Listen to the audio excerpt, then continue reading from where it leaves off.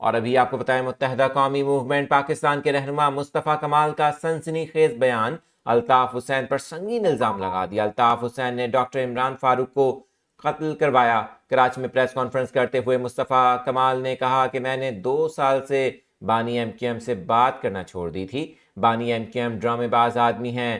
وفاقی وزیر مصطفیٰ کمال کہتے ہیں کہ بانی ایم کیو ایم نے نشے میں عمران فاروق کو قتل کرنے کا حکم دیا تھا۔ بانی ایم کیو ایم کی سالگرہ پر عمران فاروق کو قتل کر کے تحفہ دیا گیا۔ انہوں نے یہ بھی کہا کہ عمران فاروق کے مرنے کے بعد اہل خانہ سے کوئی رابطہ نہیں کیا گیا تھا۔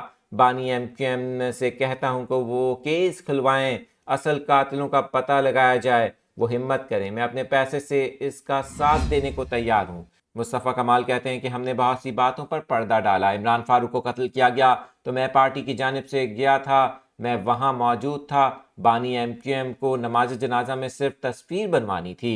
انہوں نے یہ بھی کہا کہ بانی ایم کیو ایم نے مسجد میں کیمرے کی اجازت نہ ہونے کے باوجود بھی لڑکے سے تصویر بنوائی۔